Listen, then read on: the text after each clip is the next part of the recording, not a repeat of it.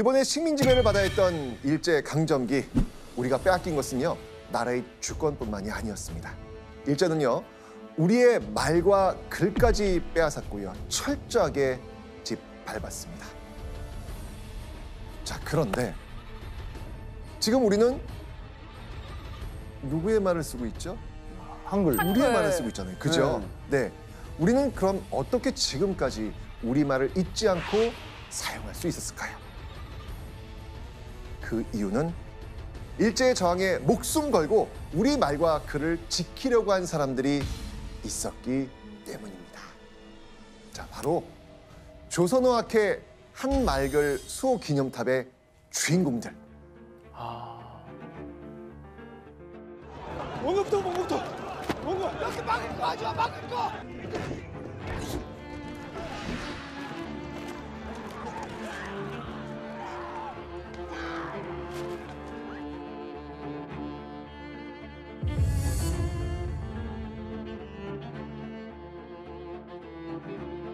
와. 당시 한글을 지켜내는 과정이 얼마나 힘겨웠길래 이런 기념탑까지 세워진 것일까요?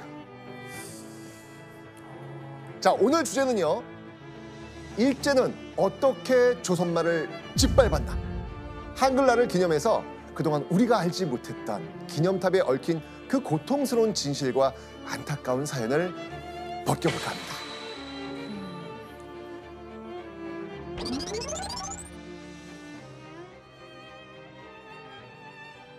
(1930년대) 후반, 이 조선의 한 중학교, 당시에는요, 다달이 내는 수업료라는 것이 있었고요, 그 수업료를 내지 못한 학생들이 선생님 앞에 엎드려서 매를 맞고 있었습니다.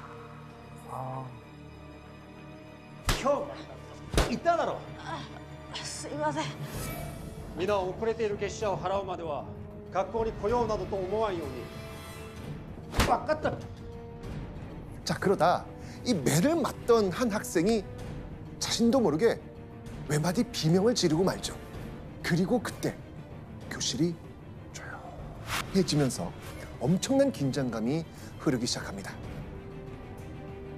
넘어진 학생은요, 연신 죄송하다고 말합니다.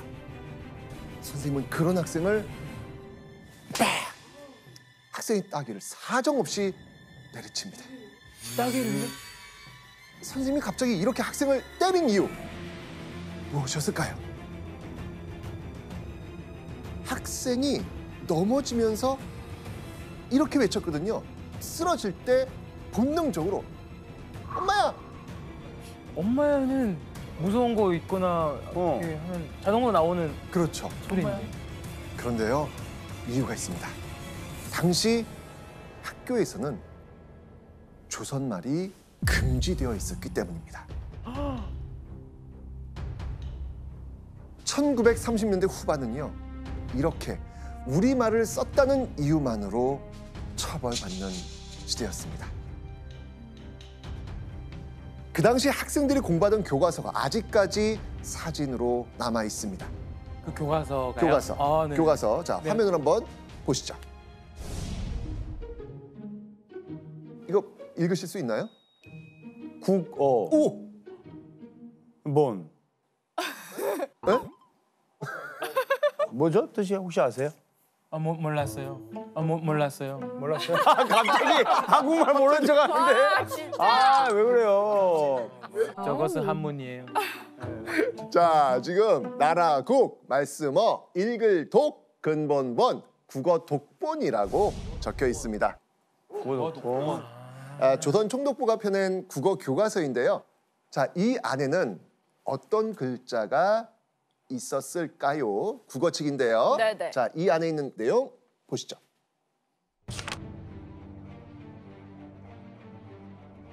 아하, 일본말이네. 네, 맞습니다. 일본말이 있고. 일본어.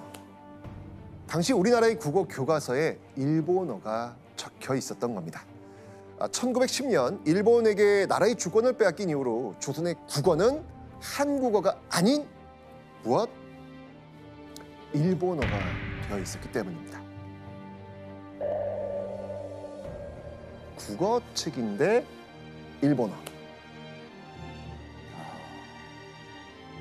그러면 자, 국어가 일본어면 우리 원래 국어를 뭐라고 불러야 돼요? 외국어가 된 거야, 설마? 설마. 외국어? 궁금해지시죠? 바로 이런 이유 때문에 우리 국어는 새로운 이름을 갖게 됩니다. 새로운 이름? 자, 한번 보시죠. 깜짝 놀라셨죠? 예. 우리가 지금 이렇게 쓰고 있는 한글.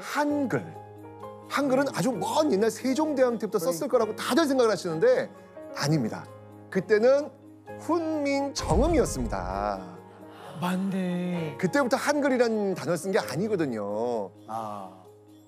이때 생겨난 이 한글이라는 말을 지금까지 우리가 쓰고 있는 것이죠. 와, 벌써부터 몇 대 맞았는데요, 선생님. 그죠?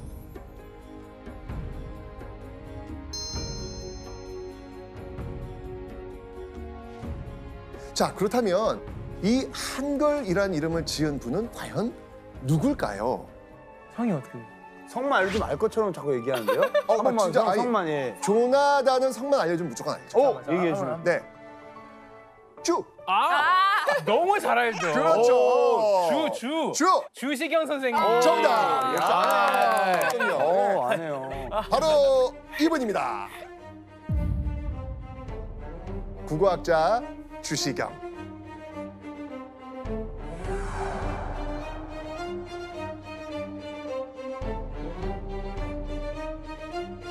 일제강점기가 시작된 지 3년이 지난 1913년 주시경이 우리 글을 대신할 한글이라는 단어를 만든 거죠.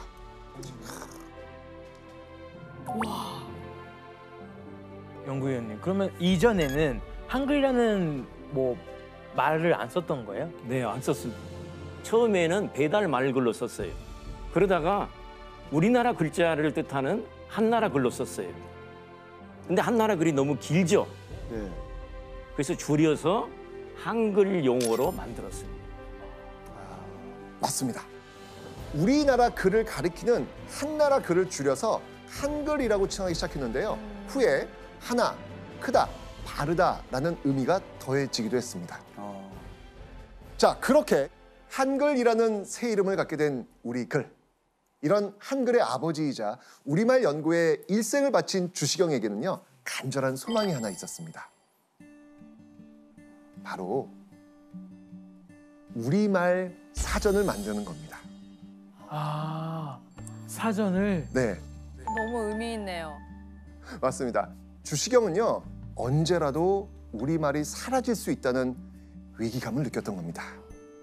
자, 이런 위기 속에서 우리의 언어를 지키기 위해서는 우리말을 우리 글로 정리해 놓은 사전이 있어야 한다고 생각했던 것이죠.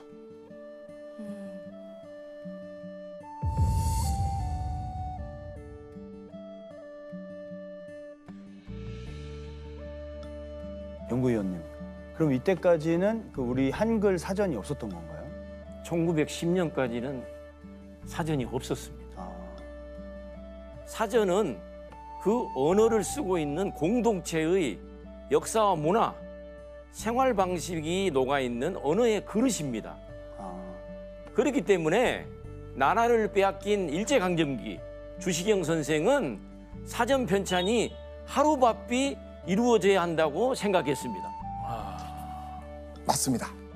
지금 우리가 이야기하는 이 시점에 이 사람들에게 이 사전은 너무나도 간절하고 너무나도 소중했던 거예요. 우리의 말과 글을 잃어버릴 수 있다는 그 위기감 속에 이 사전을 바라본 겁니다. 이때 주시경은요, 우리말 사전을 꼭 완성해내겠다는 목표를 갖고 온 마음과 힘을 다해 전력을 다합니다.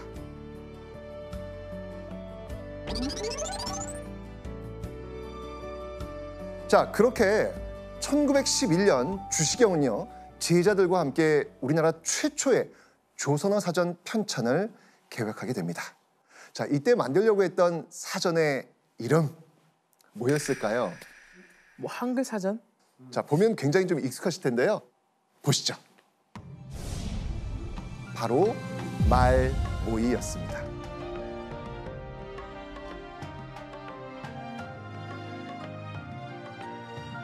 말모이? 이거 영화. 영화. 네, 맞습니다. 영화 이것이 말모이 아시죠? 말을 모으다. 그렇죠. 맞네. 말모이. 네, 그래서 말모이가 되는 것이죠. 그때 지은 이 이름이 사전을 나타내는 순 우리말의 어원이 되는 것입니다. 자, 일제로부터 우리말을 지켜내겠다는 커다란 사명감을 품고 시작한 주시경의 사전 작업. 그런데 이 사전 작업은요, 불과 4년 만에 중단되고 맙니다. 4년? 바로 1914년 주시경이 돌연 사망했기 때문입니다.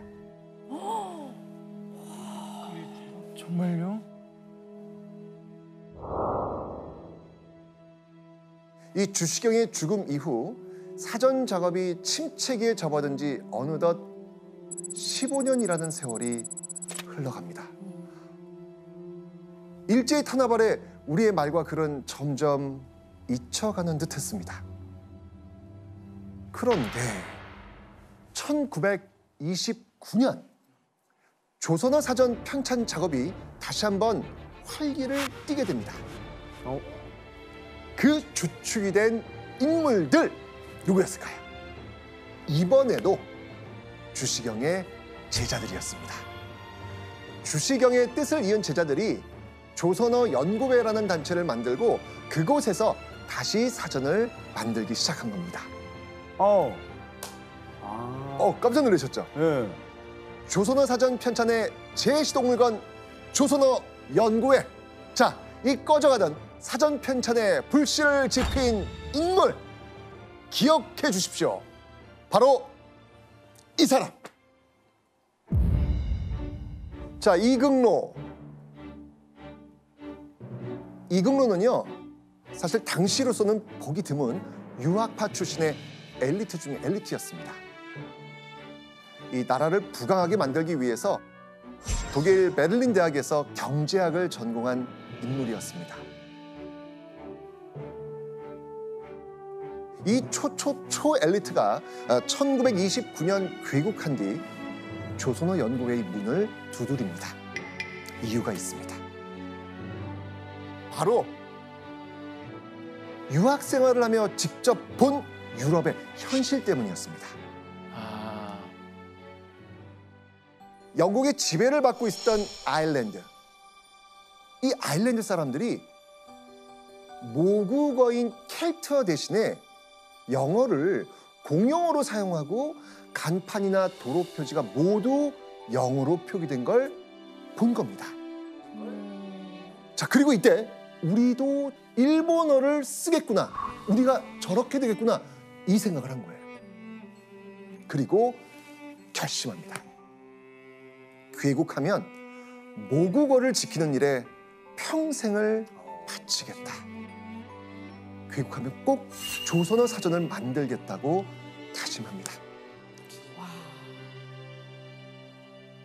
1929년 1월 사전 편찬의 꿈을 안고 귀국했던 이긍로. 그는 곧바로 조선어 연구에 들어가 활동을 시작합니다. 바로 어찌나 열심히였던지 정말 물불을 가르지 않는다고 해가지고 물불이라는 별명이 붙었을 정도입니다. 그 병에 붙은 거예요? 네. 이긍로는요, 조선 사회 각계의 명망 높은 인물들을 찾아가서 조선어 사전 편찬을 향한 그 지지와 협력을 구했던 겁니다. 자, 바로 이 이긍로의 합류 이후 조선어 연구회의 사전 편찬 작업은 아주 활기를 띠기 시작합니다. 박은규 연구위원님, 이때 이거를 이렇게 진행을 할 때 일제는 가만히 있었나요? 일제 강점기 시기를 보게 되면은 초기 3.1운동이 일어나기 전에는 일제가 아주 총칼로 아주 강하게 통치를 했어요. 그게 이제 무단 통치라고 합니다. 근데 3.1운동 이후에는 우리 민족을 좀 부드럽게 통치하면서도 민족을 분열시키자. 그래서 총칼을 드는 그런 독립운동이 아니면은 그냥 지켜보는 상황이었어요. 자, 이런 일제의 느슨한 감시는요, 조선어 연구에게 기회가 됩니다. 적극적으로 이 분위기 이용해야죠. 네. 조선어 연구회의 이름을 조선어 학회로 개명한 이들은요, 본격적인 사전 편찬에 나서기 시작합니다.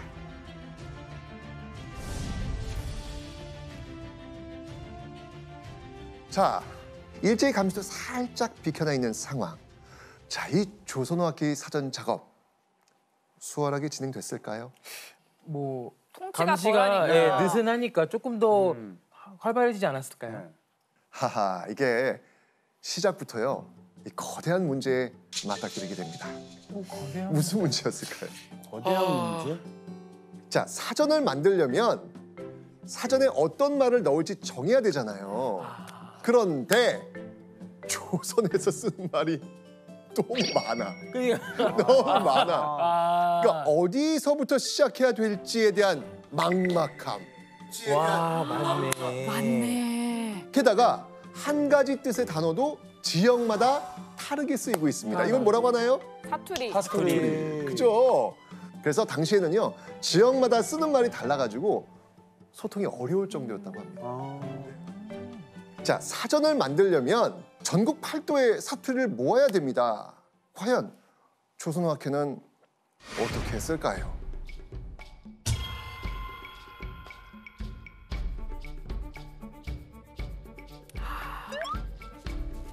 자, 학교 선생님들이 많았던 조선어 학회 회원들은요, 사투리 수집을 위해서 학생들의 도움을 받기로 합니다.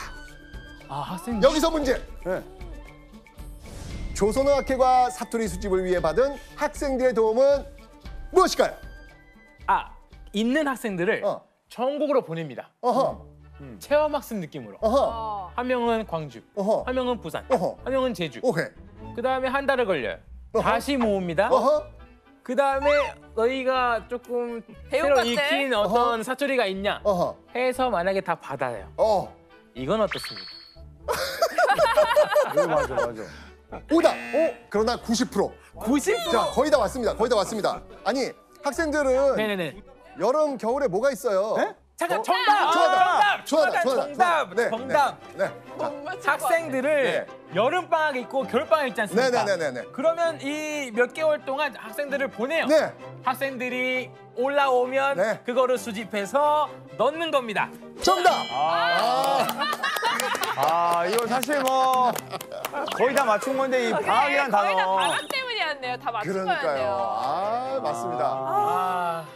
조선어 학회는요, 서울에서 학교를 다니고 있지만 여름방학 때 고향으로 돌아가는 중등학교 이상 학생들에게 도움을 요청한 거죠. 각자 지역에서 쓰는 방언을 수집해 오라는 과제를 냈던 겁니다. 재밌다.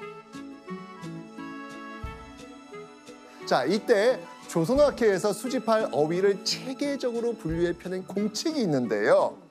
이게 되게 재밌어요. 네, 화면 한번 보겠습니다. 자, 잡책. 여기서 이 잡책이라고 하는 것은요, 이런 거 여러 가지 잡다한 것을 적은 공책을 의미합니다. 와. 자, 과연 이 물음표에 들어갈 공책의 이름은 과연 무엇일까요? 사투리. 모은 잡책. 모의 잡책. 자, 사투리라는 표현 쓰지 않습니다. 지금 이 사람들이 간 곳이 어디일까요? 설날이나 추석 때 어디 내려가? 정답. 시골어. 맞아. 어두. 우리나라 정답! 말이잖아요. 정답. 정답. 정답. 오케이. 시골말. 잘하고 있어. 잘하고 있어. 잘하고 있어. 정답! 정답. 정답! 정답. 제가 했잖아요. 3, 2, 1. 시골말 모의 잡책. 정답. 시골말 모은 잡책. 모으단 아니고 뭔가 이렇게 정답. 정답. 시골말 때려 잡책. 시골말 벽파 잡채. 시골말 부서 잡책. 뭘 부셔? 아니 이거 왜 광산에서 내가 이거 왜 광산에서 내가 이걸 내가 저기 정답. 예. 정답했어. 자, 시골말 나 알겠어. 캐는 잡채. 오 비슷했어. 자, 정답! 좀만 더 하자. 자, 좋아. 시골말 캐기 잡책. 정답! 진짜. 이거는 누나님이 다 한 거를 가져간 거 아니에요? 와. 시골말 캐기 잡책. 잡채. 와 근데 저 진짜 시골말 케이크 잡채. 아 근데 벌써 두 번째입니다. 그러니까 오늘 저는 너무 좋아요 지금. 감사합니다. 키네요. 네. 금방 캐듯 전국에서 시골말 캐기가 이루어졌던 겁니다. 으이차, 시골말 캐기, 맞네. 시골말 시골만 캐기. 캐는 거. 자, 그러면 안의 내용 한번 확인해 볼까요? 네. 이렇게 단어를 써놓고 이렇게 있네요. 근데 그거를 그 어떻게 하는 거예요? 옆에는 그 지방 시골말을 쓰는 것 같아요. 그렇지. 어떻게 쓰는. 그렇지. 맞습니다. 아유, 이렇게. 역시. 근데 너무 잘 숙제를 잘 내주셨다. 그러니까요. 나였으면 너무 잘했다. 재밌게 하고 올 것 같아요. 저도요. 방학 기간에. 그러니까요. 맞죠. 네. 학생들의 도움을 받아서 이렇게 다양하고 많은 전국 8도의 사투리를 어렵사리 모았습니다. 사전 편찬은 조선어 학회가 주도했지만 전 조선인이 참여한 민족의 대업이었던 것이죠. 궁극적으로 우리 민족을 위한 행동이라는 그 믿음으로 열과 성을 다했던 겁니다. 조선어 학회는요, 1931년부터 약 5년간 무려 10,000개 이상의 단어를 모을 수 많네요. 있었습니다. 네. 자, 그런데요, 사전 만들기 작업은요, 아직도 시작에 불과했습니다. 그러니까 전국의 말을 이렇게 모아보고 나니까 그중 어떤 말을 사전에 올려야 할지 이 저마다 의견이 너무 달랐던 거예요.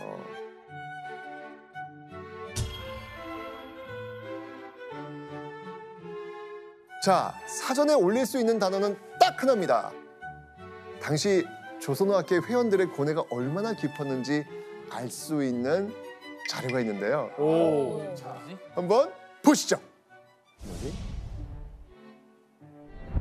어이구 뭐야? 네? 제목이 왜 이래? 자, 오른쪽 기사 제목 눈에 확 들어오시죠. 네. 아니, 헤드라인이 굉장히 어떻게 저렇게? 자, 많고 많은 어휘 중 단 하나의 어휘를 표준말로 고르는 과정이 얼마나 심각했는지 그 회의 내용이 신문에까지 실렸던 겁니다. 자, 이제 이 상황을 제가 설명드릴게요. 개가 낳은 자식의 표준어를 뭐라고 해야 되겠습니까? 우리는 네. 강아지로 그냥 하나? 개가 낳은 자식이 어쨌든 간에 개의 개 새끼죠. 이거를 이렇게 하자면 그쵸? 네. 자, 이게 장시간 토론할 수밖에 없는 거예요. 최종 후보자는 강아지와 개새끼였습니다. 자, 다수결로 정하기로 하고요. 사회자가 말합니다. 자, 여러분들 먼저 강아지부터 손 드세요. 강아지. 강아지. 강아지. 오케이, 강아지. 좋습니다. 자, 이번에는 개새끼 손 드세요. 네. 네, 오케이. 네. 자, 이번에는 개새끼라는 단어를 주장하는 사람들이 손을 들었습니다. 자, 그런데 회의에 참여한 한 사람이 어디 손을 들었는지 모르겠다는 거예요. 자, 그래서 사회자가 이제 그 사람한테 묻습니다. 선생님은 강아지죠? 그때 나온 대답. 아니요, 나는 개새끼요. 본인은 후자에 투표했다는 거죠. 그래서 나온 거구나. 네. 엄숙했던 회의장은 어떻게 됐을까요? 진짜 웃음바다가 무슨 됐고. 바다가 됐겠다. 이 상황이 너무 재밌잖아요, 지금. 우스운 에피소드지만 회의에서 낱말 하나도 허투루 다루지 않았던 조선어학회의 모습을 짐작해 볼 수 있습니다. 자, 이렇게 뭐 하나 쉬운 게 없었습니다. 그 결과 조선어학회는요, 많은 사람이 모인 이런 큰 회의를 여러 번 거친 뒤 1년 9개월 만에 이걸 만들어냅니다. 사정한 조선어 표준말 모음, 바로 조선어학회에서 가능한 표준어 어휘집. 우리나라 역사상 최초로 전국 각지에서 제멋대로 쓰이던 우리말을 체계적으로 정리해서 표준어를 결정한 겁니다. 1년 9개월 만에. 이 표준어에 이제 드디어 뜻풀이가 더해지면 뭐가 되는 거예요? 사전 마무리가 되는 거죠.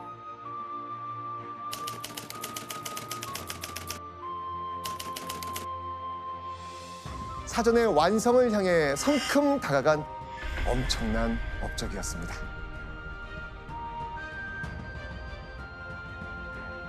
자, 그런데 연구원님, 사실 이게 끝이 아니지 않습니까? 네, 표준말을 정했다고 해서 끝이 아닙니다. 사전을 내려면은 네. 표기법이 통일이 돼야 돼. 아, 이젠 또 표기법. 그래서 한글 표기법, 맞춤법을 통일했어요. 거기에 외래어를 통일해야 되겠죠. 그래서 외래어 표기법 통일안을 만들었습니다. 그래서 이 세 개를 가지고 우리말 사전을 만들어내는 거예요. 이야.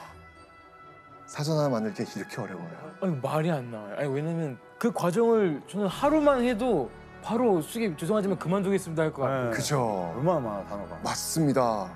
게다가요. 1936년 10월 28일 조선어학회는요. 이 표준말 모음을 발표할 행사까지 개최합니다. 그리고 이때 이 의미 깊은 행사의 축사를 맡은 인물이 있었습니다.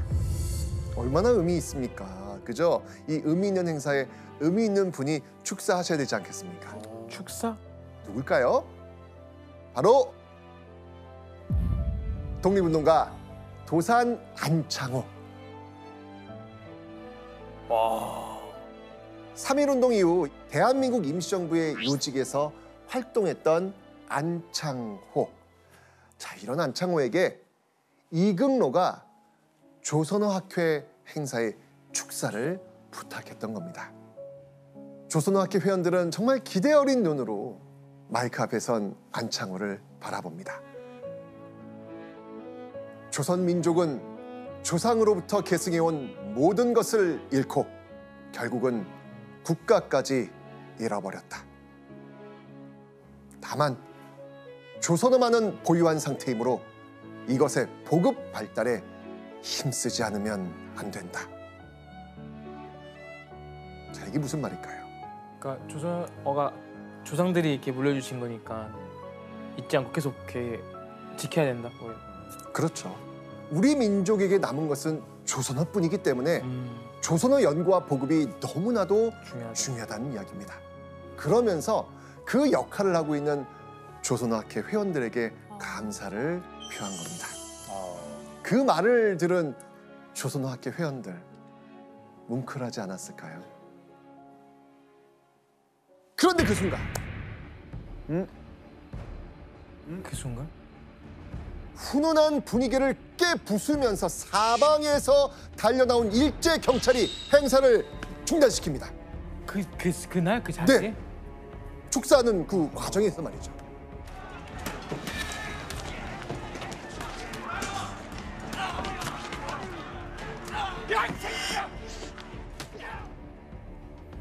일제는 우리 조선말을 말살하는 것이 자신들의 정책이었습니다. 그런데 조선학회는 조선말을 유지하려고 했죠. 그래서 그들의 눈에는 눈의 가시였습니다. 그런데 독립운동가 안창호가 축사를 한다니, 게다가 나라는 빼앗겨도 우리말은 지켜야 된다는 그런 말을 한 것은 일제 경찰의 입장에서는 받아들이기가 어려웠던 것입니다. 결국 그동안 학술단체로만 이 조선학회를 바라보던 일제는요. 안창호의 축사 사건 이후에 철저한 감시의 필요성을 느끼고 매서운 눈으로 조선어학회를 주시하기 시작했던 겁니다. 아이고야. 일제에 의해 행사가 중단된 다음 날 이극로는요. 조선어학회 대표로 종로경찰서에 출두합니다. 일제 형사는요. 잔뜩 격앙된 목소리로 이렇게 말하죠. 그대의 사상이 의심스럽다. 독립운동가인 안창호에게 축사를 청하여 불온한 말을 할 기회를 준 것은 용서할 수 없는 처사다. 일제 형사는 이극로를 끈질기게 추궁합니다. 일제 형사의 추궁에 이극로는 어떻게 반응했을까요? 아예 당당했을 것 같아요. 내가 한국 사람이고 한글을 공부하는데 너희들이 왜 뭐라고 하느냐? 과연 어떻게 했을까요? 이극로는요. 잘못된 행동입니다 라고 빕니다. 그리고 이렇게 말하죠. 잘못됐습니다. 지금이 어느 때라고 대일본 제국을 두고 딴 생각을 하겠습니까? 우와.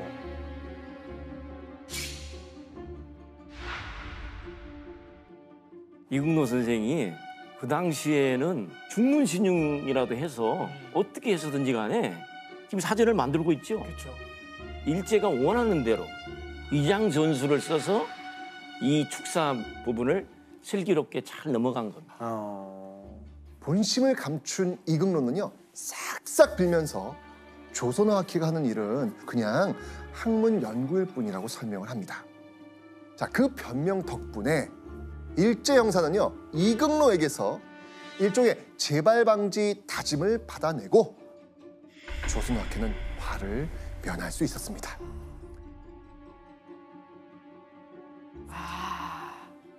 자, 그렇다면 이대로 조선어학회는 안전할 수 있었을까요? 이제 뭐 어느 정도 잘 얘기를 한 것 같고 부드럽게 그럼 바로 조금 느슨해지지 않았을까요? 뭔가 아닙니다.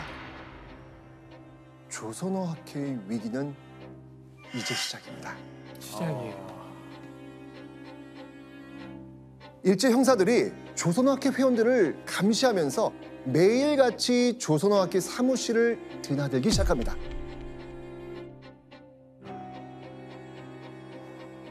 이런 과정에서 그 사전 작업 이게 얼마나 어렵겠습니까? 너무 어렵죠. 그러니까요. 계속 조여오는데. 조선어학회를 감시하는 일제와 일제에게 꼬투리 잡히지 않으려는 조선어학회의 그 팽팽한 줄다리기, 이 줄다리기는 몇 년 동안이나 계속됩니다.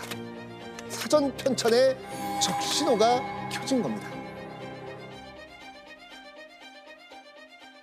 결국 일제 말기 조선어학회는 단체를 지키기 위해서요 일제가 남산에 세워놓은 조선 신궁에 끌려나가 참배도 올렸고요. 일제가 강요한 대로 국민정신총동원연맹이라는 친일 단체에 들어가기까지 했습니다. 마음에도 없는 행동과 말을 하는 것. 조선어학회 회원들은 오직 사전을 만들겠다라는 이 일념으로 이런 굴욕까지 참아야 했습니다.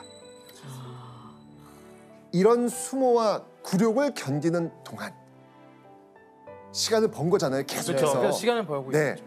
조선어학회의 사전 원고는 점점 완성되어 가고 있었습니다. 다행이네요. 다행이다. 그런데 이런 눈물겨운 노력에도 일제는 조선어학회를 일망타진할 수 있는 절호의 기회를 잡게 됩니다.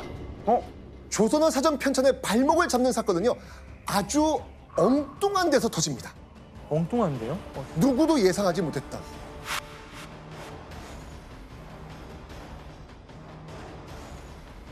(1942년 3월) 사건은요 함경남도의 한 기차역 대합실에서 시작이 됩니다. 한복 차림에 모자를 눌러 쓴 청년 박병엽이 친구를 기다리고 있었습니다. 그리고 이때 기차에서 내리는 승객들을 검문하기 위해 와 있던 일제 형사.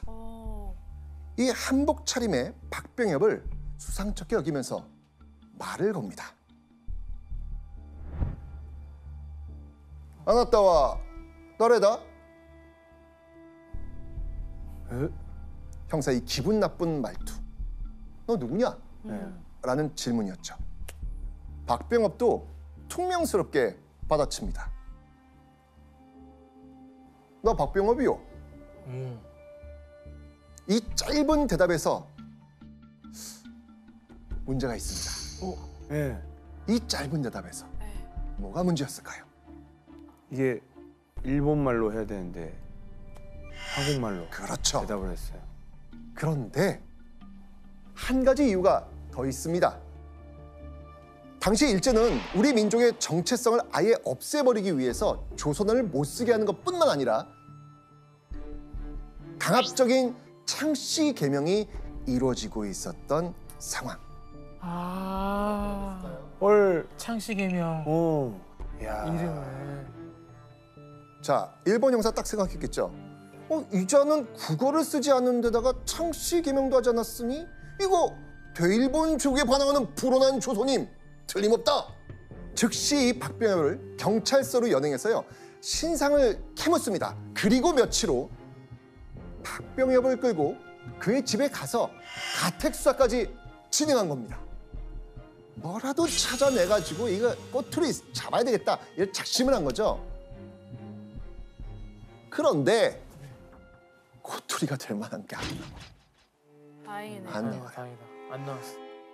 자, 그러면 형사들이 그대로 포기할까요? 이제 아무것도 안 나왔는데 뭐. 형사들은요 박병엽이 안 나오니까 박병엽의 조카 박영희의 물건까지 뒤집니다. 당시 그 조카 박영희는요 중학생이었어요. 중학생.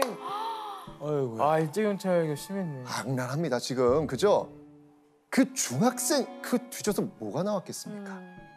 형사들이 챙긴 건요 그냥 박형이 그 서랍에서 발견한 일기장 2권이었습니다.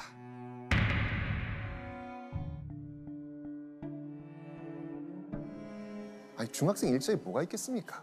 그렇죠. 어디 좀 봐요. 무슨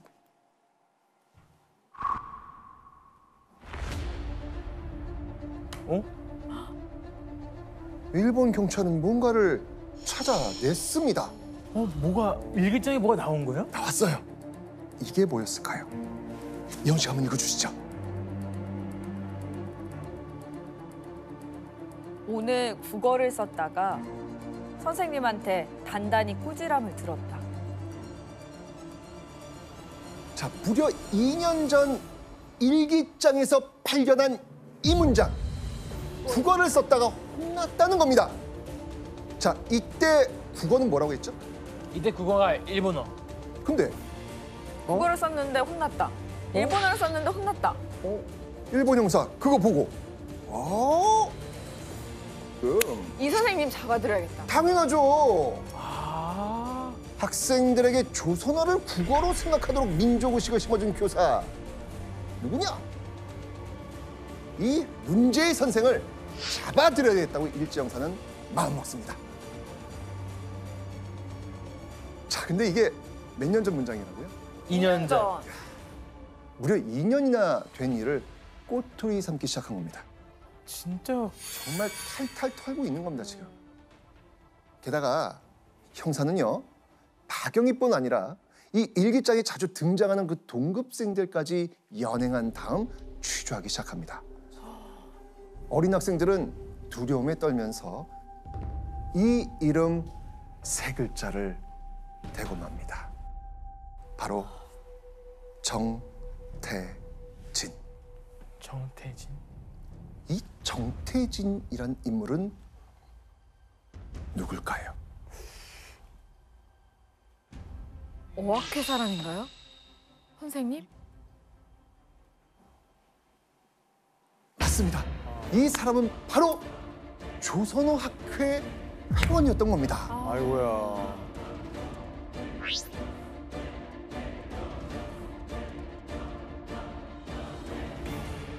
이때 정태진의 신상을 파악한 일제 형사들. 이거다. 잡았다. 잡았다. 이거다. 어떻게 이렇게 이어져 오지? 그러니까요. 그 기차 거기서 이렇게까지.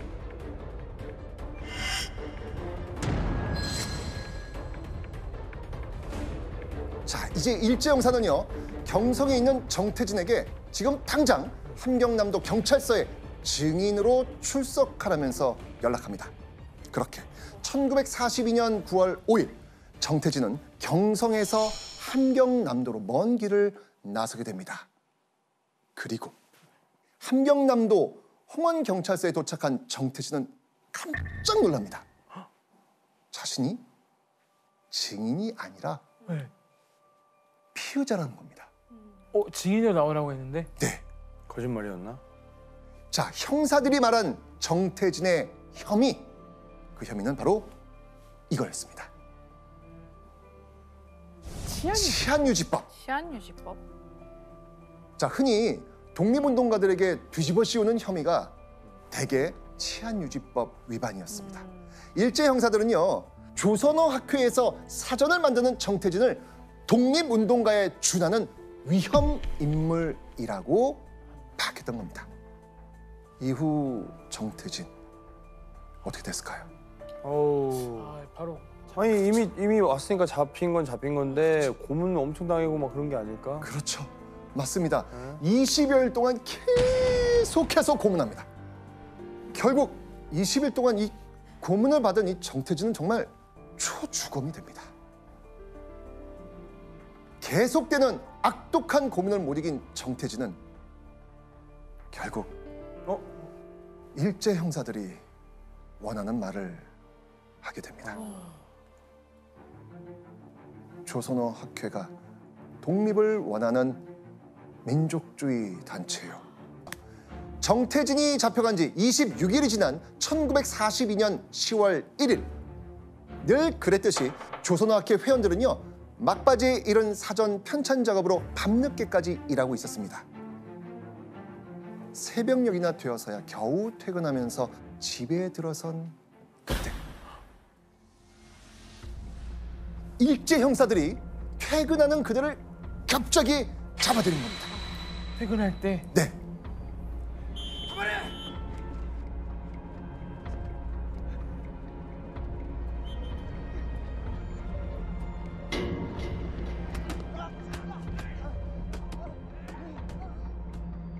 자, 그리고 이때 잡혀간 건요, 사람뿐만이 아니었습니다. 일제의 소나기에 뺏긴 이것 뭐였을까요? 말모이? 그러니까요. 그러니까 그것도 뺏긴 거예요? 다 해놨는데. 그러니까요. 어떡해.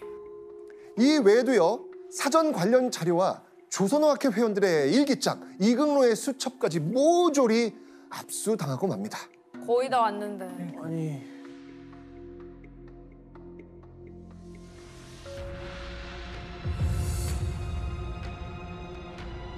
자, 그리고요, 압수한 자료에서는요, 후원자들의 명단마저 나옵니다. 아이고야. 그렇게 일제 형사들은요, 전국을 이잡듯 수색했고요, 조선어학회 회원과 후원자들 포함해 모두 33명을 검거하게 됩니다. 그리고 이들 어떻게 됐을까요? 우리 일행은 그 심한 고문을 계속 당하는 한편 폐가 멍이 들어가고 사지가 쑥쑥 쑤시어 죽음이 눈앞에 직면하여 있을 뿐이요, 살아날 까망은 아주 막연하였었다. 자, 그러니까 원하는 내용을 자백할 때까지 끊임없이 고문했던 거예요. 그렇게 고문을 당하다 기절이라도 하게 되면요, 형사들은요, 이 조선어학회 회원들에게 주사를 놓고 약을 먹여서 낫게 합니다. 왜 그랬을까요? 못 죽게 하려고. 맞습니다. 죽으면 안 나오죠. 자백이 안 나오잖아요. 그러니까 이 취조하고 죄를 묻기 위해서 정신을 차리게 하고 또 고문을 이어간 겁니다. 그리고 결국 고문 후유증과 배고픔, 추위에 시달리던 조선어학회 회원 중 이윤재와 한징 두 사람이 옥중에서 숨을 거둡니다. 게다가요, 이 슬픔을 미처 추스리기도 전에 남은 사람들은 또 다른 시련을 겪어야 했습니다. 모진 고문을 견디는 동안에도 일제가 재판을 열어주질 않는 거예요. 아, 진행이 돼야 어떻게든 나오는데 그들이 원하는 대답을 할 때까지 잔혹한 고문을 그 긴 기간 동안에 당할 수밖에 없었던 것이죠. 아유 진짜 참. 그렇게 갖은 고문을 견딘 끝에 드디어 열린 재판. 드디어 법원에 들어선 조선어학회 회원들은 큰 충격을 받고 맙니다. 왜요? 그 이유는 재판에서 다룰 그들의 죄목 때문이었습니다. 어떤 죄목이었을까요? 한번 보시죠. 내란죄? 일제 통치 체제를 반대하며 일제 근본을 뒤엎고자 폭동을 일으킨 사람들에게 적용되는 게 사실 이 내란죄거든요. 아니, 무슨 한글을 연구하던 학자들이 하루아침에 중죄인의 신분이 되어버린 겁니다. 억울하죠. 자, 그렇게 무려 9번에 걸친 공판 끝에 일제 재판부에서 드디어 최종 판결이 나옵니다. 모두 유죄. 6년의 징역형을 받은 이극로를 포함한 5사람이 실형을 살게 됐고요. 아, 다른 회원들 역시 징역과 집행유예를 선고받습니다. 이 중요한 일을 지금 거의 마치고 있는데 여기서 또 6년이라는 시간을 받아들일 수 받아들일 없죠. 수가 없었을까요? 그쵸. 우리는 뭐 한 게 없는. 맞습니다. 자, 그들은요, 결국 상위 법원인 고등법원, 경성고등법원에 재심을 신청합니다. 가망이 없다는 걸 알면서도 억울함을 감출 수 없었던 것이죠. 아, 자, 그런데 한두 달이면 재심이 끝날 거라는 변호인의 말과는 달리 재심을 신청한 지 7개월이 지난 1945년 8월 13일에서야 겨우 판결이 확정됩니다. 그런데 그들은요, 또 한 번 유죄 선고를 받고 맙니다. 이때 조선학회 회원들은요, 살아서 형무소 밖을 나가는 건 불가능하지 않을까, 아마 이렇게 생각한 사람들도 있었을 겁니다. 그죠. 안에 너무 힘드니까. 자, 그런데 이 재심 결과에 희망을 잃고 낙심했던 조선어학회 회원들이 어느 날 갑자기 석방이 됩니다. 모르지? 바뀔 리가 없는데. 어느 날 갑자기 석방? 우리는 이 이야기를 했습니다. 아, 광복. 맞습니다. 1945년 8월 15일 우리나라가 광복을 맞이한 겁니다.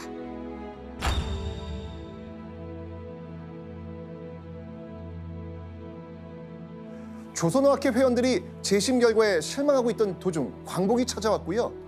이틀 뒤인 8월 17일 함흥형무소에 수감됐던 조선어학회 회원들이 석방된 겁니다. 와.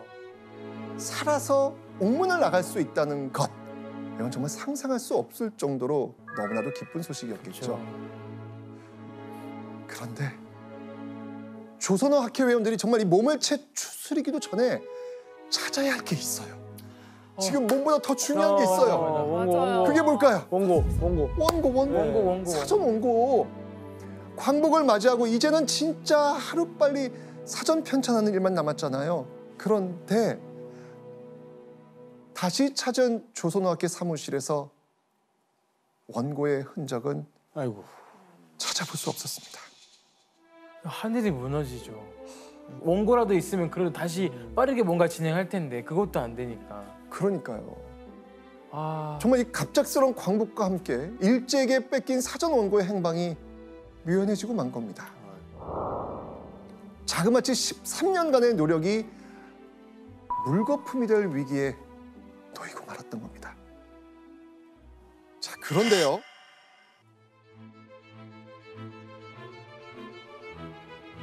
광복한 지 24일이 지난 1945년 9월 8일 조선어 학회 사무실로 한 통의 전화가 걸려옵니다.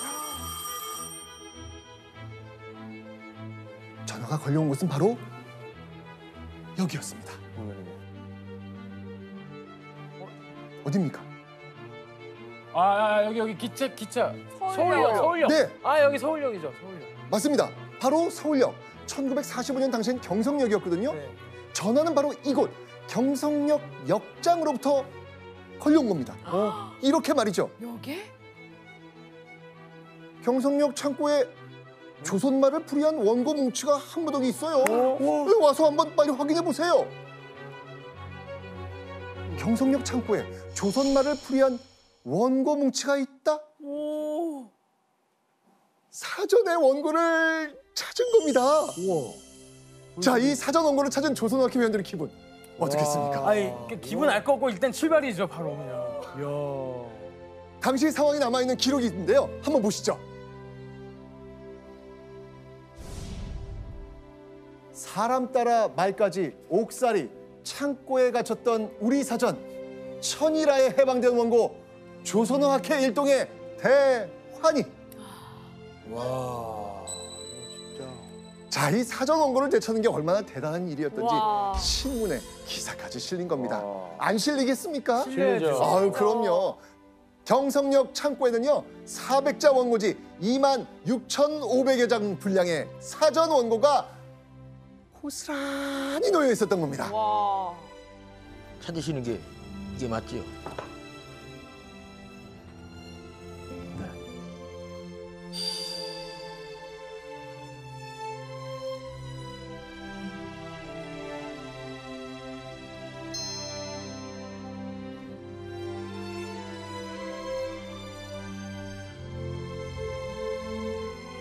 그렇게 3년간 모진 옥살이와 시련을 견뎌낸 조선어학회 회원들과 사전 원고 모두 제자리로 돌아온 겁니다. 박수 한번 칠까요? 다행이다, 진짜 다행이다. 너무 다행이다. 그런데 의문이 좀 생기지 네. 않습니까? 큰 거예요. 왜요? 창고에. 그러니까. 제가 솔직히 말해서 저는 그냥 다 태울 줄 알았거든요. 그렇죠. 그 이유는 바로 조선어학회 회원들이 재판에 불복해서 냈던 바로 그 재심 요청 때문이었습니다. 네. 바로 1심 판결은 함흥지방법원에서 판결이 이루어졌죠. 근데 재심을 하니까 다시 서울로 왔습니다. 맞죠. 네네. 그 증거로 써야 되겠네요. 재판 증거물이니까. 예. 자, 그런데 문제는 그 원고 뭉치가 잘 보존이 됐겠어요? 버려졌겠어요? 버려진 겁니다. 경성역에 그냥 버려져 있었어요. 그래서 찾게 된 겁니다. 자, 이 조선어학회 회원들은요 원고를 되찾은 흥분이 채 가라앉기도 전에 다시 붓을 듭니다. 그리고 1929년 시작된 사전 편찬은 약 18년 만에 조선말 큰 사전 제1권을 출간하면서 첫 결실을 거두게 됩니다. 자, 이후 한글 학회로 이름을 바꾼 조선어학회. 1957년 전체 6권에 이르는 큰 사전을 완간하게 된 겁니다. 사전. 와. 진짜 오래 걸렸어요. 네. 그리고 이게 바로 우리가 현재 쓰고 있는 국어 사전의 시작이 된 겁니다. 살얼음판 같았던 일제강점기. 우리 말과 글을 지켜낸 숨은 영웅들.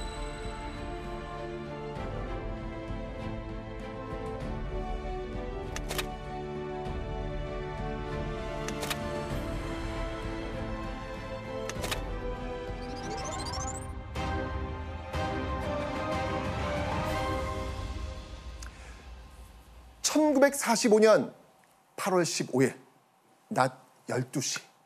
이날 경성에서는요 한 사람의 장례식이 예정돼 있었습니다.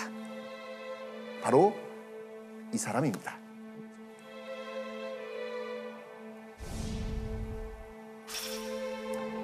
이우.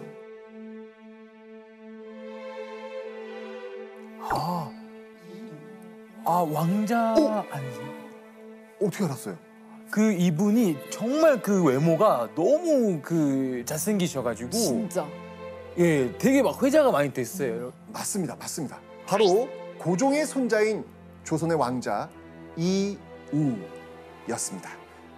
자, 이 이우는요 일본에서 육군사관학교를 졸업한 뒤 일본군으로 복무하고 있었습니다.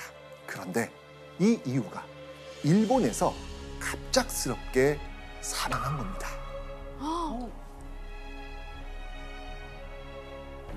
왜요?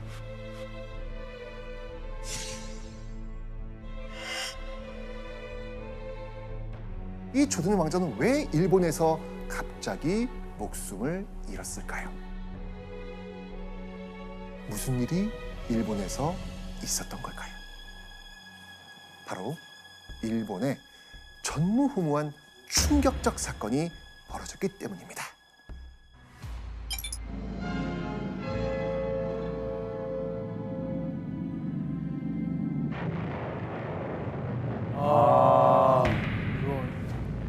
아유, 알죠, 8월 알죠. 6일이었구나.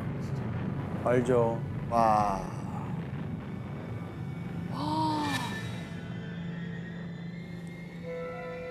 이게 실제 영상인 거죠? 네. 아, 와. 일본 히로시마에 떨어진 핵폭탄. 와, 이거 뭐 남아 있는 게 하나도 없어. 진짜 초토화된 거잖아요.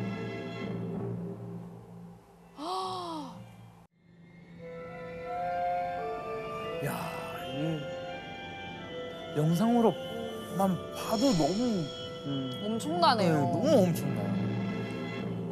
와.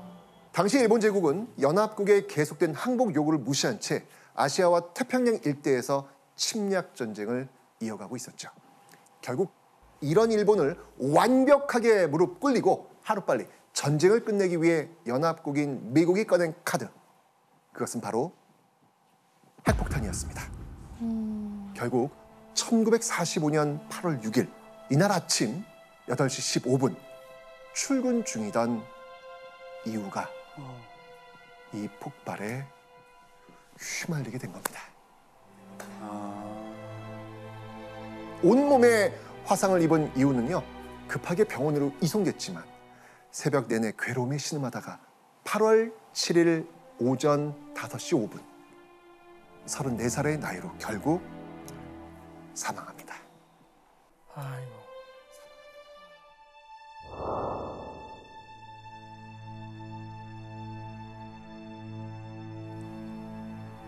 이렇게 타국에서 비참한 죽음을 맞이한 조선의 왕자 이후의 장례식이 8월 15일 낮 12시 경성운동장에서 치러질 예정이었던 겁니다. 그런데 갑자기 12시에 치러지기로 했던 이 이후의 장례식이 연기가 되고 벽보가 나붙기 시작합니다. 자, 그리고 이 벽보엔 이렇게 쓰여 있었습니다.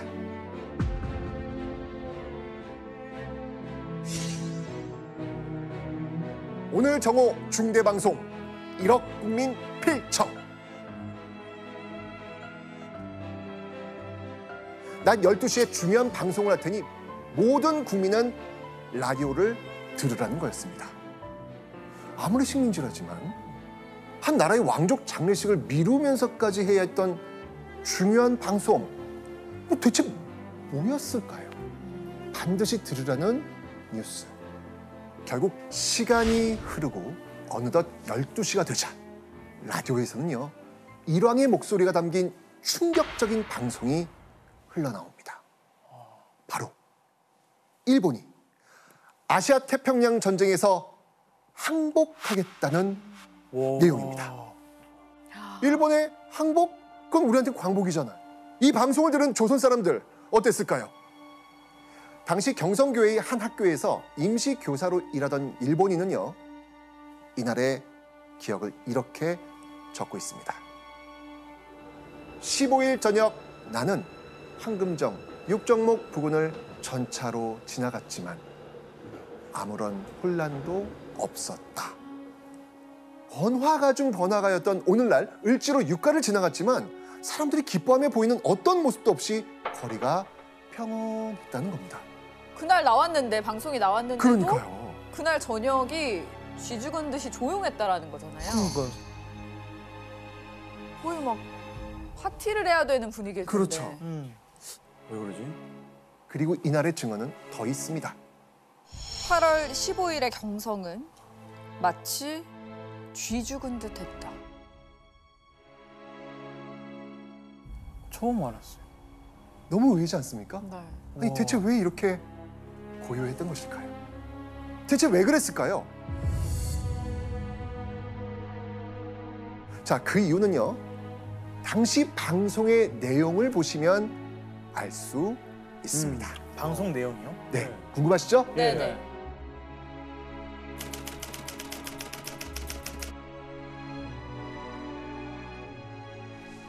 원重要なる南寺新民に次ぐ秦は帝国政府を推して米英四蘇四国に対しその共同宣言を受諾する旨通告せしめたり 자, 이게 지금 8월 15일 12시 일왕이 했던 방송 내용입니다. 무슨 얘기하고 있나요, 지금? 무슨 말이에요? 어려운데요. 뭐라는 건지 모르겠네. 일단 지금 번역된 내용을 읽어봐도 지금 무슨 말인지 정확히 이해가 잘 안 되시죠? 네. 어려워요. 맞습니다. 똑같아요. 지금 여러분의 이 반응 1945년 8월 15일 그 당시를 살던 조선인들도 똑같은 반응이었던 거예요. 아. 당시 조선인들도 일왕이 이야기하는 이 방송이 도대체 무슨 말인지 몰랐던 겁니다. 당시 오금 방송이라고 하는 일왕의 방송 자체가 일본 왕실에서나 사용할 법한 굉장히 어려운 용어들이 많이 들어 있었고요.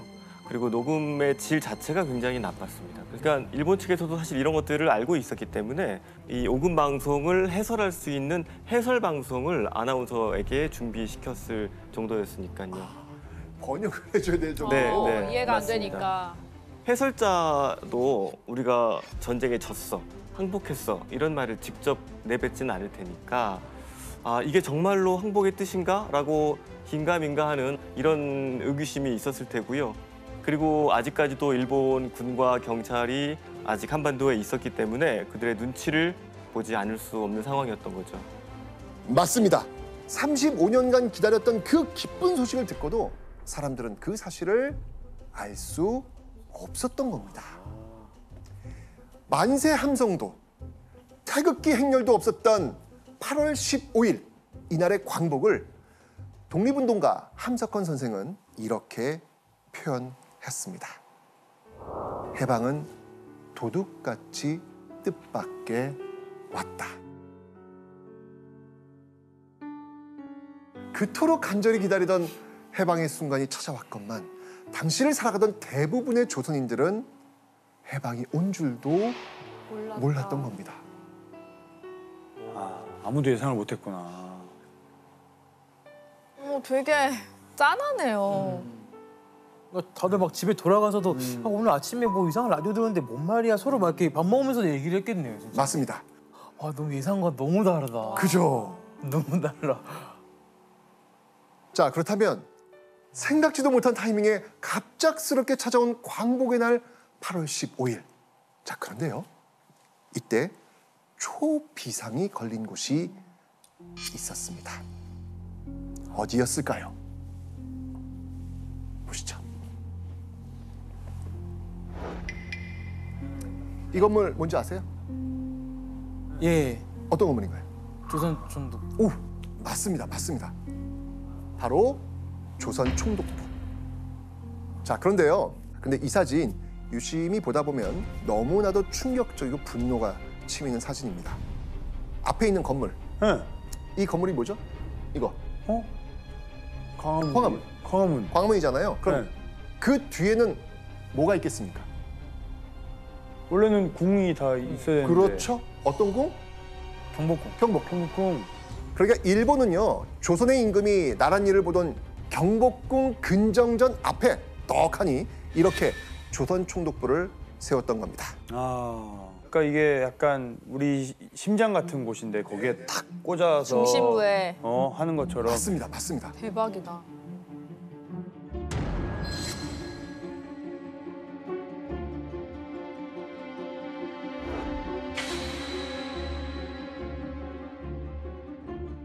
일본 제국주의에게 조선이라고 하는 식민지는 굉장히 특별했던 거죠. 사실 한국은 일본에게 있어 과거 수천 년간 오히려 문화를 전수해주는 역할을 했던 선진국의 입장이었거든요.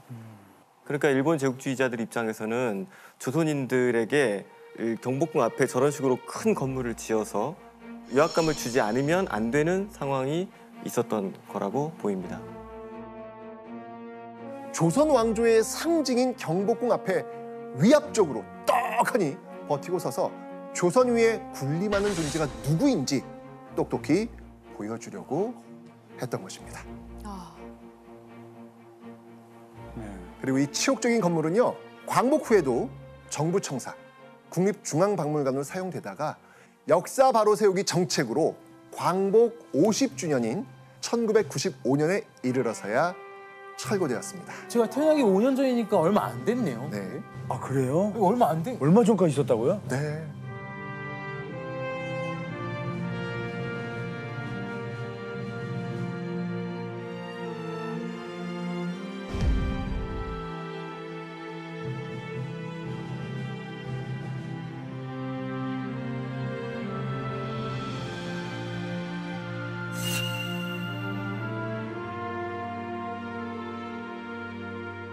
식민 통치하는 동안 지금껏 조선인들에게 엄청난 만행 저질렀지 않습니까? 일본이 항복하고 조선이 해방되고 나면 당연히 일본인들을 상대로 조선인들이 보복할 것이다 라고 생각할 수밖에 없잖아요. 네. 그죠? 그래서 발등에 불이 떨어진 조선 총독부가 처음으로 도움을 구한 곳이 있습니다. 어디였을까요? 도움을 구할 데가 있어요? 일본에 도움 구하는 거 말고는 방법 없는 거 아니에요? 맞습니다. 당연히 일본 정부였죠. 일본이 정말 항복을 하는지, 앞으로 어떻게 대응해야 하는지 그 도움을 청하기 위해서 여러 차례 연락을 취했습니다. 그런데 아무 답도 오지 않는 거예요. 패전을 앞두고 극도로 혼란스러운 일본 정부는 조선 총독부에게 도움이 될 만한 지침은커녕 일본이 항복을 결심했다는 소식조차 전달하지 못하고 있었습니다. 결국 공식 루트가 아닌 대외 비공식적인 정보들을 통해서 일본의 패전 사실을 파악한 조선 총독부는 자신들의 안전을 위해 이들을 찾아 나서게 됩니다. 자, 당시 조선인들로부터 절대적인 신뢰와 존경을 받고 있었던 독립운동가였던 겁니다. 아 그래요? 조선 총독부는 식민 통치 내내 이 그들의 철저한 감시와 고문을 감당하며 수만 번 마음 편히 쉴 수 없었던 독립운동가들에게 자신들의 안전을 부탁하면서 매달리기로 한 겁니다. 그 독립운동가는 누구였을까요? 일본이 선택한 바로 이 사람입니다.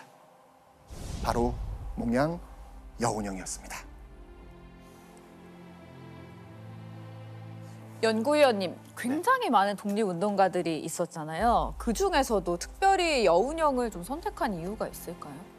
저희가 독립운동가라고 했을 때 가장 먼저 떠올릴 수 있는 분 하면 뭐 김구 선생님 또는 이승만 네.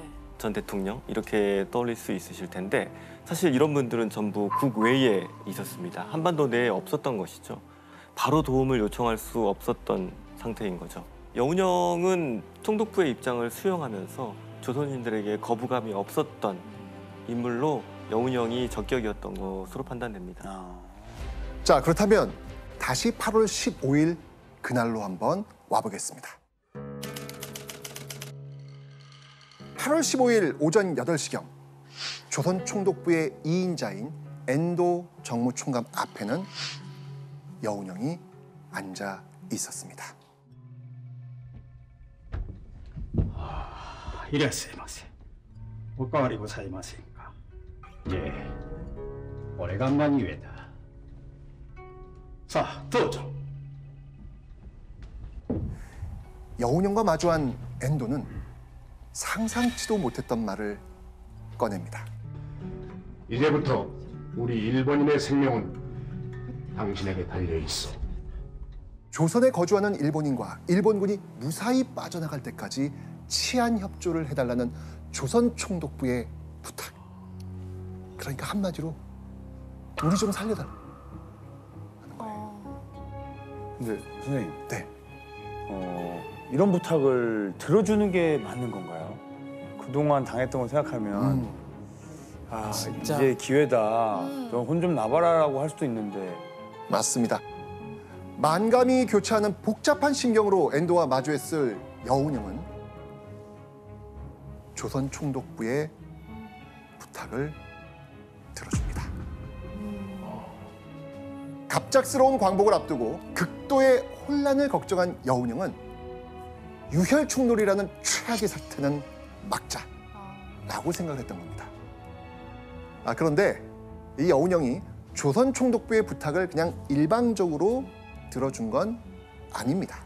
지금 일본의 가장 큰 목표는 뭐예요? 안전. 안전에 도망가는 거 아니겠습니까? 이 일본인의 안전을 대가로 5가지 조건을 요구합니다. 자, 어떤 조건이었는지 한번 화면 보시죠. 정치범과 경제범을 즉시 석방할 것. 이 정치범과 경제범은요, 일본 제국주의에 저항하다가 감옥에 갇힌 사람들을 의미합니다. 즉, 식민 지배라는 특수한 상황이 아니라면 범죄자가 될 리 없는 사람들이었겠죠. 여운형은 억울한 이들의 석방을 첫 번째로 요구합니다. 두 번째 조건으로요, 3개월간 식량을 보장하라. 당시는 전쟁 중이었습니다. 그래서 이 한반도의 식량과 생필품의 보급을 조선 총독부에서 통제하고 있었거든요. 이대로 이 조선 총독부가 갑자기 손 딱 놓아버리면 당장 먹고 사는 문제에 지장이 생길 수밖에 없습니다. 그래서 이 조선이 정상적인 체제를 찾을 때까지 식량 배급 문제를 책임지라고 요구한 겁니다. 세 번째는요, 치안 유지와 건국을 위한 정치 활동에 절대로 간섭하지 말라. 네 번째, 청년과 학생을 조직 훈련하는데 간섭하지 말라. 5번째, 근로자와 농민을 건국 사업에 동원하는데 간섭하지 말라. 요약하면 조선인들의 치안과 건국을 위한 독자적인 활동을 앞으로 절대 방해하지 말라는 겁니다. 신경 쓰지 말라. 그렇죠. 그렇죠. 자, 그렇다면 이 5가지 조건을 들은 엔도 어떻게 반응했을까요? 일단 알았어. 알겠어. 해줘야죠. 본인이 지금 빨리 도망가야 되는데. 맞습니다. 거부할 이유도 겨를도 없었습니다. 바로 5가지 조건 수락합니다. 그리고 엔도와의 회담을 마친 여운형은 8월 15일 그날 저녁 6시 종로구 개동의 2층 양옥집에서 조선 건국 준비 위원회라는 조직을 발족합니다.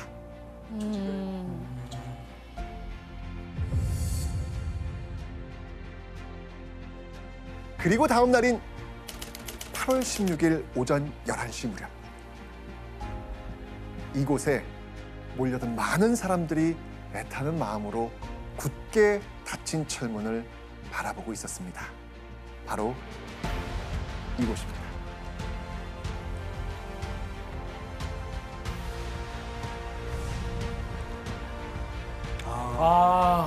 맞아.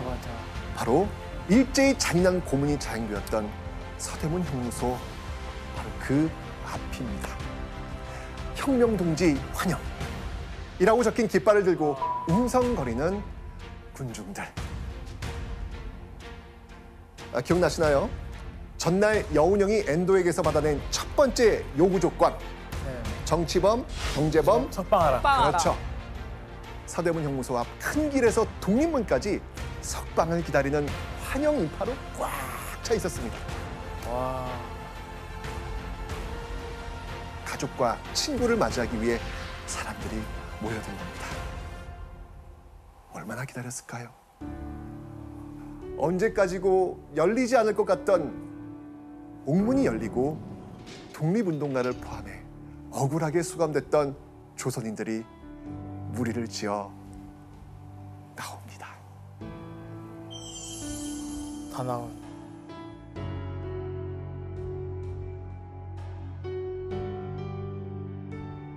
부축을 받고 나오는 등이 굽은 사람에게 여인과 3명의 아이들이 기쁨의 함성을 지르며 달려갔다. 바로 옆에서는 불구가 된 노인에게서 아들의 젊을 때 모습을 어렵게 알아본 어머니가 울다 웃다 하였다. 남편이자 아버지를 살아서 다시 만났다는 감격으로 여인과 아이들은 달려가 한 남자를 얼싸안습니다. 하지만 남자는 고문에 시달려 등이 굽고 부축이 필요할 정도로 몸이 상해버린 상태였죠. 그리고 그 옆에는 길고 혹독한 수감 생활로 불구가 된 채 바짝 늙어버린 아들을 겨우 알아본 어머니가 통곡하며 맞이하는 모습. 석방된 사람들은 모두 오랜 옥살이로 안색은 창백하고 뼈에 가죽만 겨우 달라붙어 앙상한 모습이었습니다.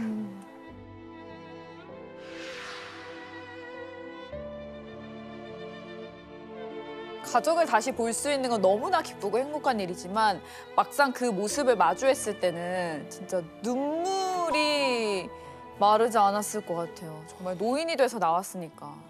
그러니까요.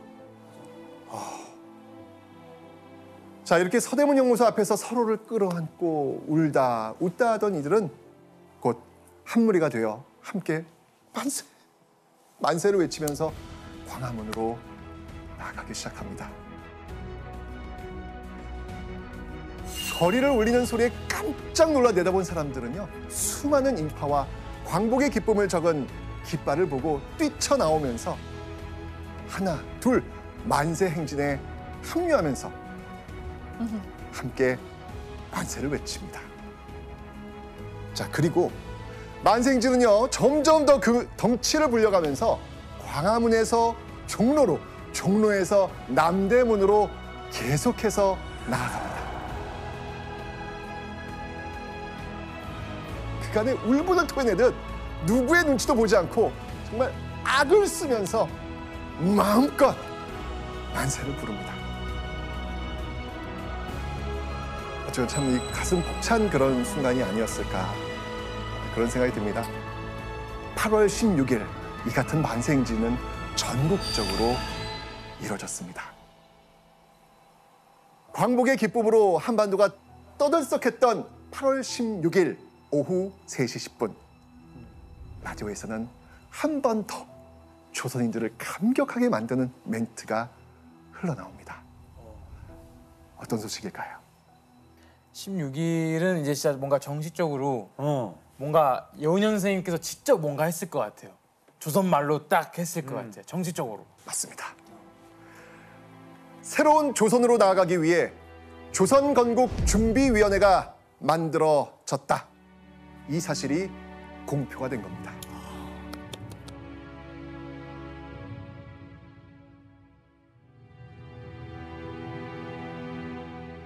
불과 하루 전까지만 해도 이 조선 총독부의 검열 탓에 조선에 유리한 소식을 알린다는 것은 불가능했습니다.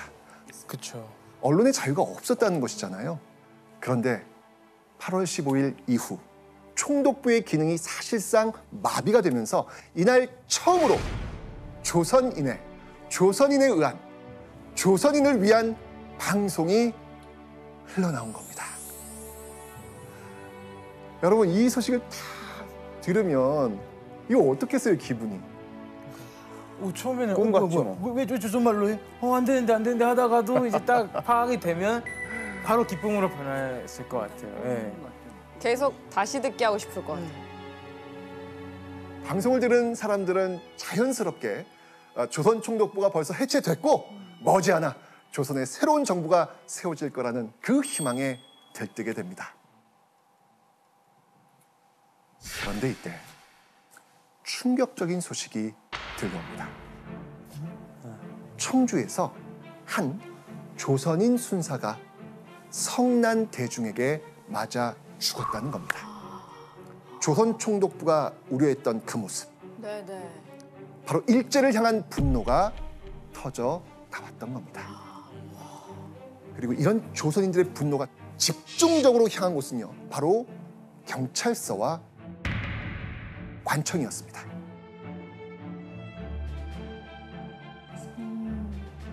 그렇지 않겠습니까? 맞아. 아니, 네. 저희는 시작할 때부터 예상하고 있었던 건 이거밖에 그렇죠. 없어요. 그 경찰서나 관청에는 일본 사람들이 다 있는 거죠.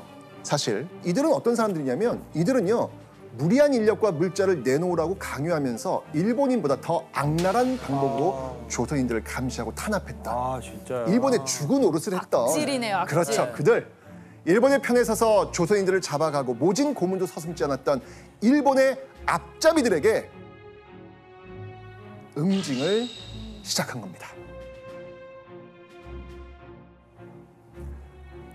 한반도 곳곳에서 벌어지는 이와 같은 응징에 많은 경찰관들은 눈치 빠르게 도망쳤고요.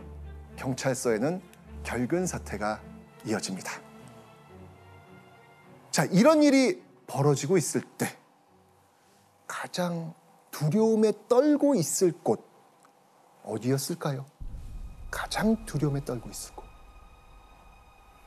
조선 총독부. 그렇죠. 네. 맞습니다. 자, 그런데요. 그 총독부 건물에서 검은 연기가 솟아오르기 시작합니다. 빨리빨리 움직여! 빨리! 대체 무슨 일이 벌어지고 있었던 것일까요?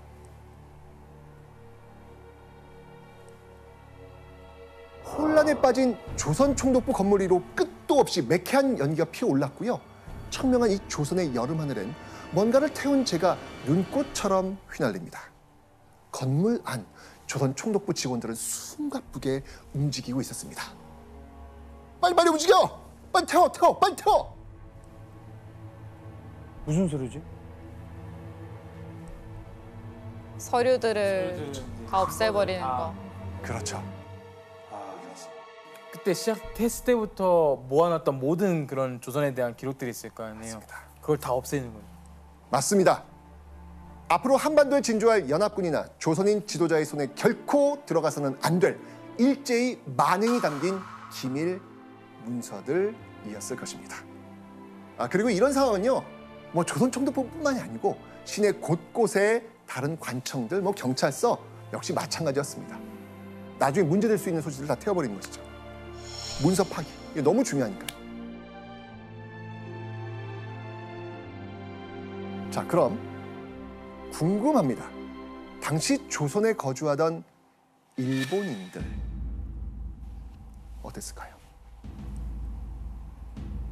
근데 진짜 도망가야지. 어떡해? 도망가는 거 말고는 사실 방법이 없을 것 같은데. 그냥 패닉이었습니다.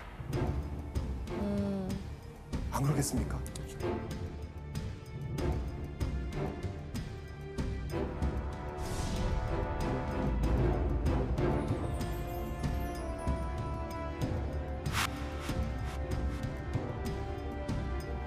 자, 이런 상황에서 그들이 가장 먼저 앞다퉈 달려간 곳이 있었습니다. 어디였을까요? 어디를 제일 먼저 갈까요? 그 일본으로 가야죠. 가기 전에 여기를 들렀다 가야 될 것 같은데. 그거 필요하잖아요. 돈. 그렇죠. 맞습니다. 은행이었습니다. 사상 초유의 대량 예금 인출 사태가 벌어집니다. 뱅크런이 벌어진 겁니다.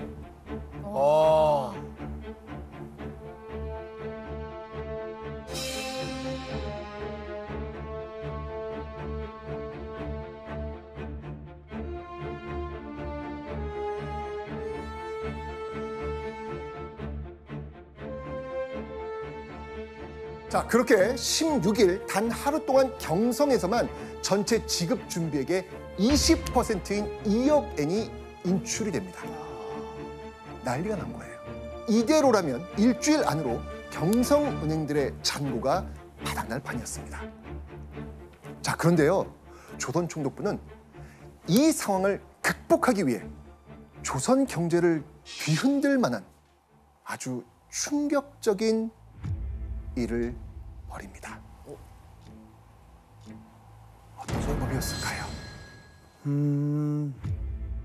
그 돈을 더 찍어내나요? 정답. 맞습니다. 총독부의 재무국장은 화폐를 마구 찍어내서 이 사태를 막으려고 했던 겁니다. 그렇게 한 달이 조금 넘는 기간 동안 찍어낸 돈이 무려 36억 8천만 엔. 당시 조선 총독부 예산이 23억 5,800만 원 정도였습니다. 그러니까 약 한 달여 만에 조선 총독부의 1년 예산을 훌쩍 뛰어넘는 어마어마한 돈을 마구 찍어낸 거예요. 큰일 나죠. 네. 이제 일본인들이 자신들이 살아남기 위해서 마음껏 발행했던 이 화폐, 이 인플레이션으로 인해서 그 피해는 고스란히 다 조선 사람들, 한국 사람들이 입게 된 거죠. 끝까지 나가면서까지 이러네. 그죠? 35년 동안 조선을 식민 지배하며 온갖 수탈을 일삼던 조선 총독부는 패전 이후에도 혼란은 아랑곳하지 않고 당장의 돈을 갚고 탈출하는 데만 급급했던 겁니다. 자, 그렇게 광복 3일째인 8월 17일. 당시 유일한 조선어 신문이었던 매일신보의 일면 기사. 이날의 머리 기사 한번 보시죠. 호해의 정신으로 결합. 우리 광명의 날을 맞자.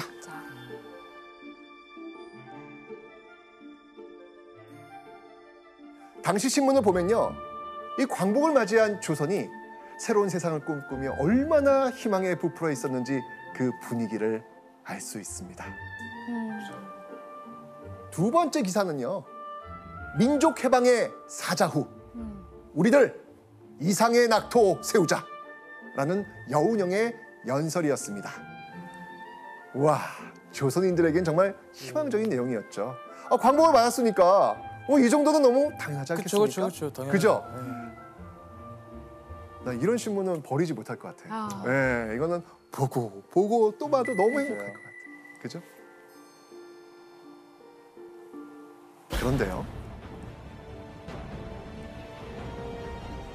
지금 보고 있는 이 신문에 이 기쁨에 취해 있던 조선인들의 정신을 번쩍 들게 할 만한 충격적인 기사가 함께 실려 있었습니다.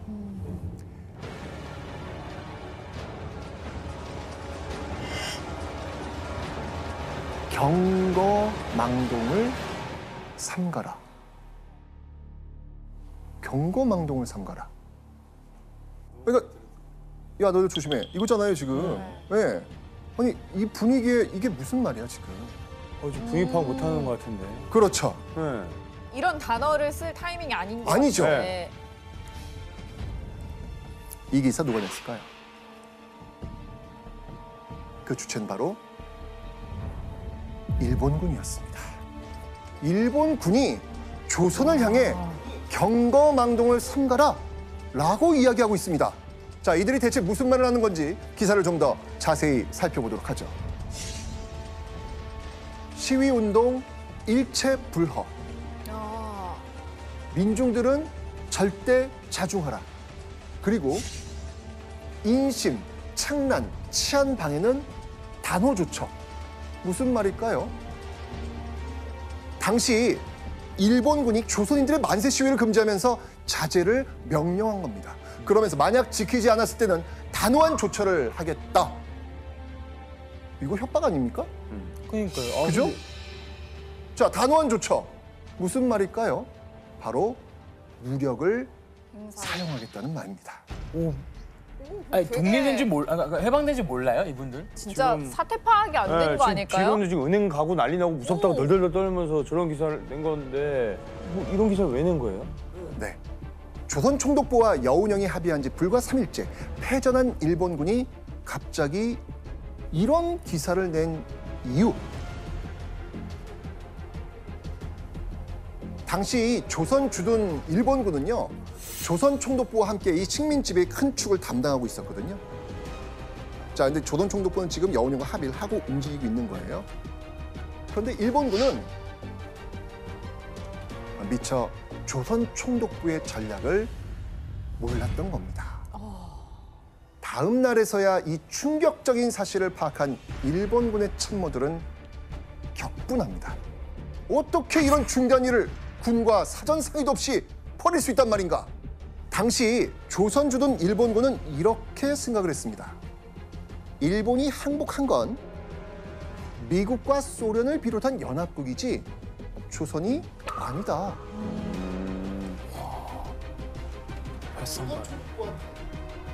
우리가 무사하게 귀환하려면 우리가 무장을 유지한 채로 조선인들을 여전히 억압하고 통제한 상태에서 귀환할 수 있다고 판단을 했던 걸로 생각이 됩니다.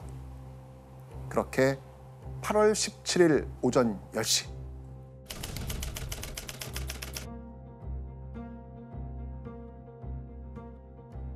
장총에 대검을 꽂은 일본 군인들이 다시 방송국을 장악합니다.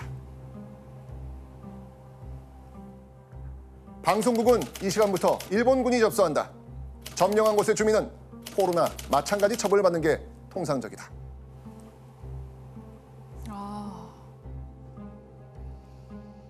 일본군은요, 언론을 통제해서 다시 조선인들의 눈과 귀를 막으려고 했습니다.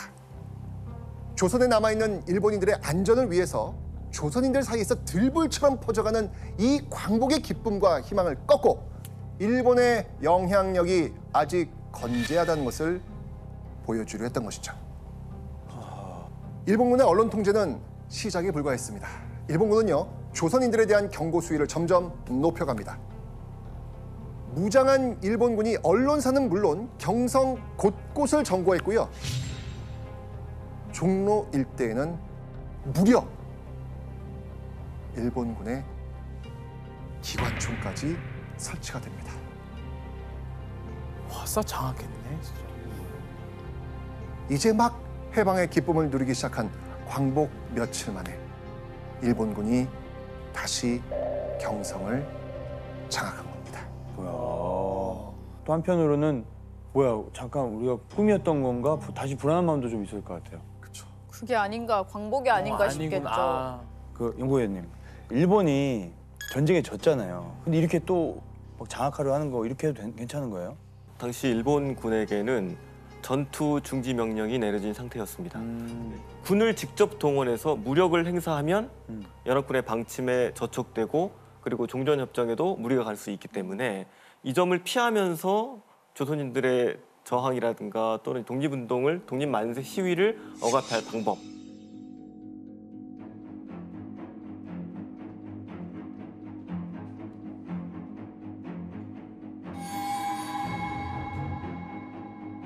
이게 일반 경찰 업무를 할 수 있는 헌병을 동원했던 거예요.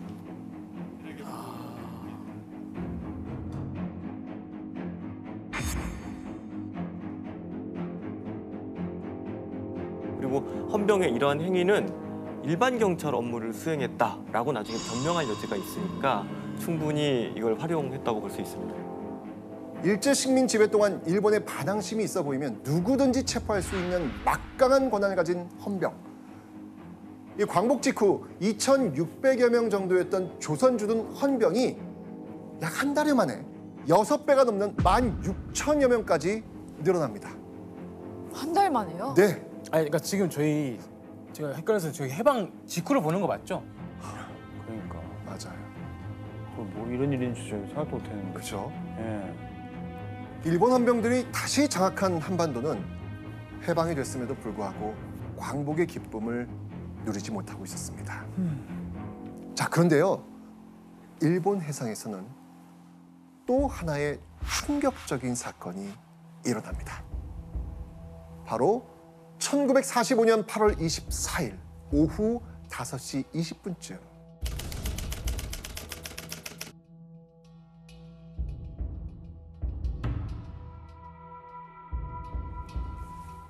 꽝! 하는 귀를 찢을 듯한 굉음과 함께 일본 부근 해상에서 배 한 척이 폭발합니다. 배의 중앙이 쩍 갈라지면서 가운데부터 서서히 침몰하기 시작했고요. 배에 타고 있던 사람들은 그대로 배와 함께 바닷속으로 사라졌습니다. 문제의 배를 한번 보시겠습니다. 길이가 무려 108m나 되는 거대한 일본의 수송선 우키시마호였습니다. 엄청 큰데요? 자, 그런데요. 이 배에 타고 있었던 사람들 누군지 아세요? 그러니까 이 배가 어디서부터 어디로 가요? 맞아요, 저도. 일본에서 한국으로. 한국으로. 그러면은 해방 사실을 알고 가족들 모아서 한국으로 오던 조선으로 들어오려고 하는 사람들인가요?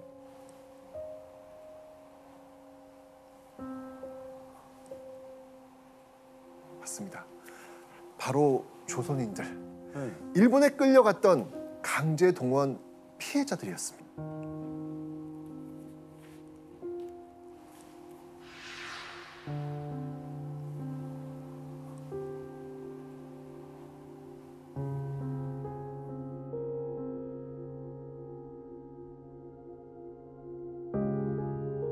낯선 일본 땅에 끌려와가지고 수년 동안 이 노역에 시달리면서도 조국의 광복과 고향에 돌아갈 날을 기다리던 조선인들은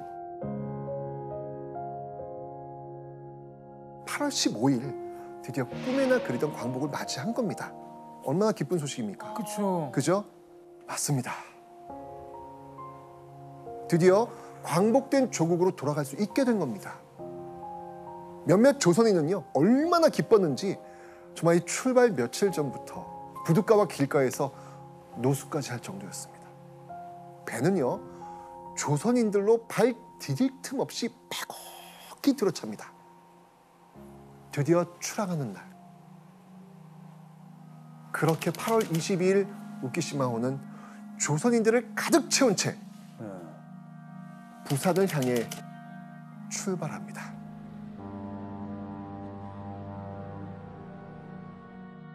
하지만 이틀 뒤 이 우키시마호는 일본 해상에서 폭발하고 만 겁니다.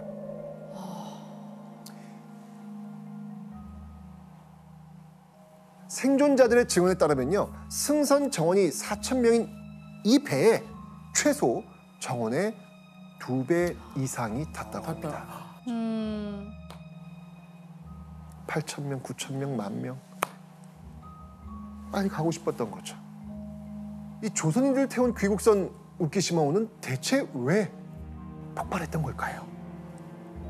왜 폭발하지? 저렇게 큰 배는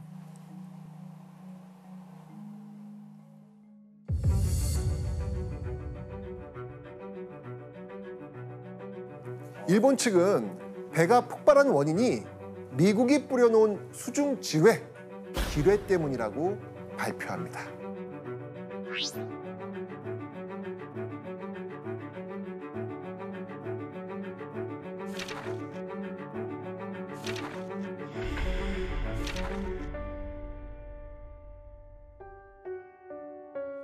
이 발표 내용 사실일까요?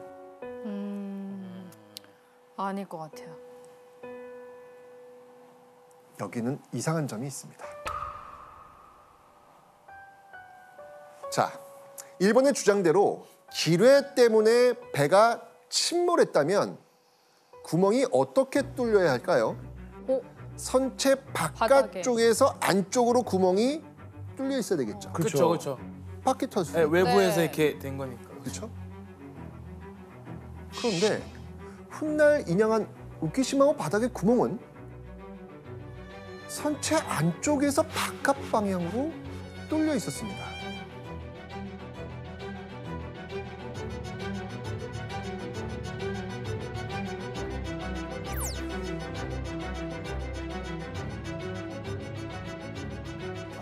안쪽에서 바깥으로? 네. 그럼 이미 실려져 있던 거 아니에요? 안에 터져가지고 그 쇠가 바깥으로 휜 거잖아요. 맞습니다.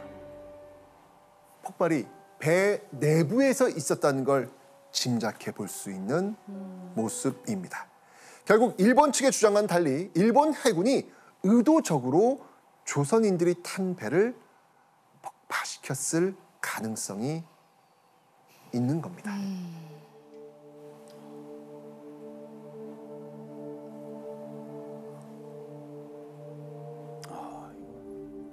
우키시마호 안에 탑승했던 대부분의 사람들은 일본으로 강제 동원됐던 조선인들로 밝혀져 있습니다. 이 사람들이 일본 내에서 아주 비밀스러운 군사 시설을 공사한다거나 또는 어떤 비밀스러운 문건들을 만졌을 수 있거든요. 일본 쪽에서는 이러한 비밀이 외부로 유출되는 것, 이걸 굉장히 꺼려했을 것으로 추정이 됩니다. 아마도 그런 까닭으로 오키시마오가 이런 비극을 겪지 않았을까 그렇게 생각해 볼 수 있습니다. 심지어 일본은요 9년 만에 이 침몰한 선체를 인양을 합니다. 9년 만에? 9년 만에 하지 않다가 일본은 왜 갑자기 마음을 바꿔서 이 오키시마오를 끌어올렸을까요? 1954년에. 54년에? 왜 갑자기? 그러게요. 9년 만에? 바로 1950년부터 53년 6.25 전쟁 네. 있었잖아요. 전쟁 후 피폐해진 한국에 이 철을 팔기 위해서였습니다.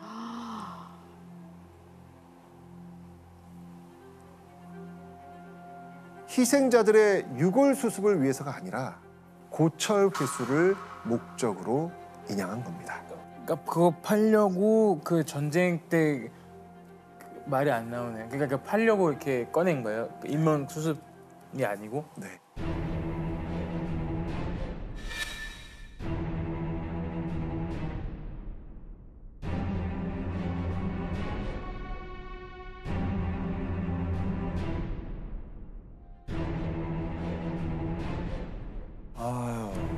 타국에 강제 동원돼 수년간 노역에 시달리다가 조국으로 돌아갈 기쁨에 부풀어 있던 수천 명의 조선인들은 죽어서도 끝내 광복된 고향 땅으로 돌아가지 못한 겁니다.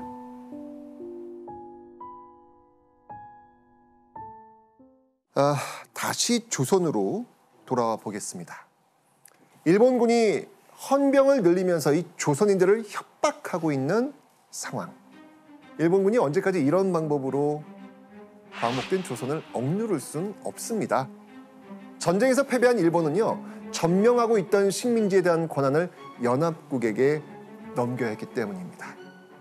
자, 그럼 일본을 대신해서 다음으로 조선에 주둔할 연합국, 바로 미국과 소련이었습니다. 1945년 8월 11일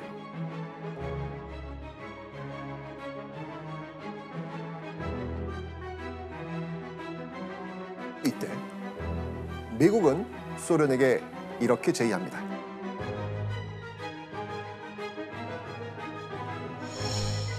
한반도의 절반인 38도선을 경계로 소련과 미국이 분할 점령하자. 자, 미국은 왜 이런 제의를 소련에게 했을까요? 당시 전 세계는 공산 진영인 소련과 자유 진영인 미국을 중심으로 나뉘어 있었습니다. 그런데 미군이 일본 오키나와에 주둔하면서 전쟁을 마무리하고 있는 그 당시 소련군은 이미 한반도에 들어와 있는 상태였습니다. 아, 벌써? 네. 미국은요, 이 조선 전체, 이 한반도 전체가 공산국가가 될까 노심초사합니다. 이 때문에 미군은 한반도에 38도선을 그어서 이북은 소련군이, 이남은 미군이 점령하자, 이렇게 제의를 한 겁니다. 그리고 소련은 미국의 이런 제의를 받아들입니다. 더는 남하하지 않고 한반도 북쪽을 점령한 채 멈춰선 것이죠. 자, 근데 약속은 했는데 미국이 소련을 완전히 믿을 수 있을까요? 네, 믿을 수 없죠. 그렇습니다. 미국은 이 소련이 약속을 어기고 남하할까 봐 굉장히 두려워합니다. 그래서 미국은요, 오키나와에 주둔 중이었던 이 미군 부대를 급하게 조선으로 보내기로 합니다. 자, 그런데 이 미군 부대에는 큰 고민이 하나 있었어요. 바로 정보가 부족합니다. 앞으로 점령해야 할 이 조선이라는 나라에 대해 알고 있는 정보가 거의 없었습니다. 그들에게 필요한 건 군사 정보가 아닌 좀 더 내밀한 조선의 속사정이었겠죠. 그리고 이때 일본은 또다시 자신들의 그 안위를 위해 미국이 솔깃할 만한 정보를 제공합니다. 자, 뭐라고 보냈냐면 조선인 중에는 공산주의 혹은 독립운동자가 있는데 이 기회에 치안을 어지럽히려고 계획하는 자가 있습니다.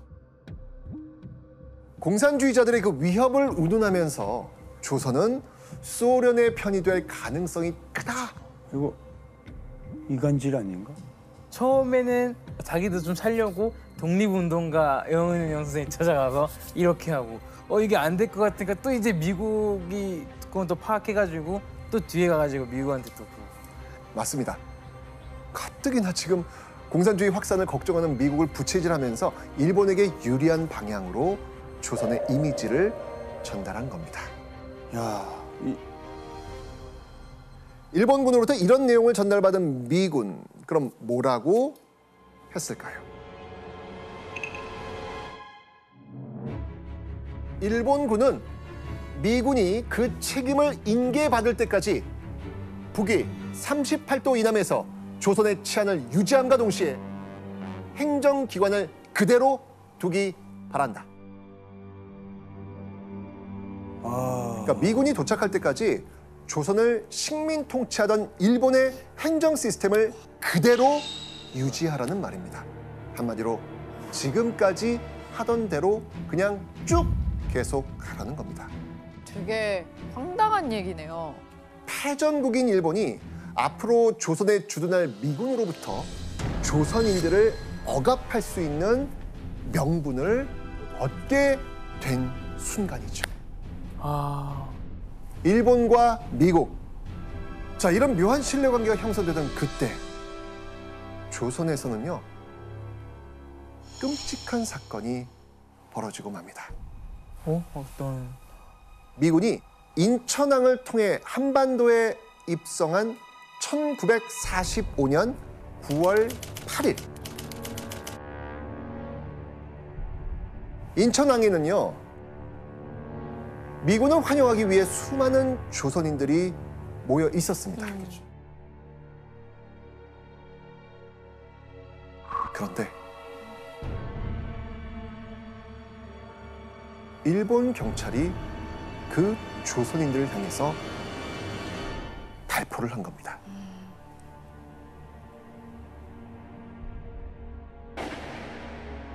그런데요, 더 충격적인 건 미군이 이런 일본의 행동을 주둔한 겁니다. 선생님 이건 좀 아니지 않아요? 왜 이렇게 발포한 사람 경찰들을 두둔한 거예요? 미군이? 그 이유는 미군 측의 한 말을 보면 알 수 있습니다. 일본 경찰은 조선인의 대규모 시위를 효과적으로 막았다. 공산주의자들이 막 우와 이러는 걸로 이제 이간질한 거에 당한 거죠. 맞습니다. 죄 없는 조선인 2명은 영문도 모른 채 직사했고요. 14명이나 부상을 당했습니다. 조선인들은 일본과의 전쟁에서 승리한 미군이 조선에 오면 패배한 일본이 조선 땅에서 쫓겨나고 진정한 자유가 찾아올 것을 기대했습니다. 그런데 현실은 그들의 예상과는 완전히 달랐습니다. 일본은 자신들의 안전을 챙기기 위해 미군의 신뢰를 얻고 무고한 조선인을 희생시키면서까지 더욱 기승을 부리기 시작했던 것이죠.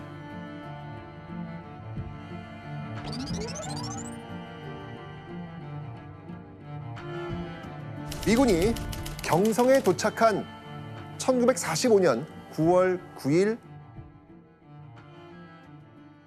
조선총독부 제1회의실에서는 일본의 항복 조인식이 열립니다. 일본과 연합국이 합의한 내용에 서로 서명하고 미군이 일본의 뒤를 이어 조선에 주둔하게 되는 그런 절차였죠. 그리고 항복 조인식 직후 일장이 내려갑니다. 드디어 내려갑니다. 정말 그토록 바랐던 이 순간. 그리고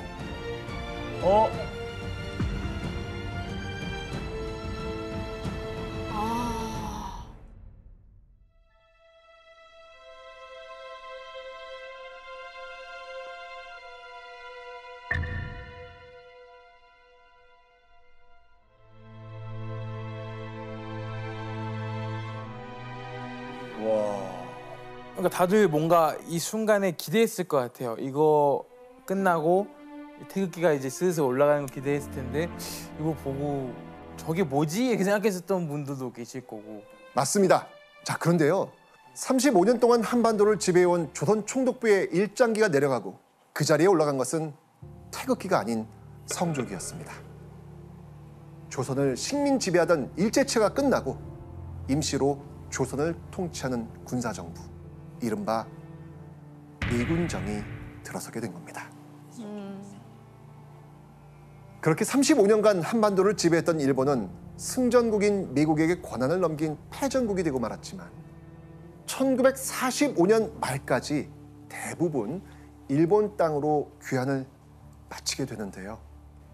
해방 후에 남한과 같이 이 패전국이 자국으로 돌아간 사례, 이건 뭐 찾기 힘들 것 같습니다. 그렇죠. 만주 또는 사할린 이런 지역에서는 소련이 무장해제를 일본군을 하게 되면서 그곳에 있었던 일본군 약 70만 명을 억류한 뒤에 시베리아 포로 수용소로 보내서 강제노역을 시켰단 말이죠. 당시 조선주둔 일본군 고위 참모가 군에 보고한 보고서를 보면 역사의 유례가 없이 안전하고 평화롭게 귀환할 수 있었다, 이렇게 얘기했을 정도니까 그 상황을 짐작하고 남습니다. 와.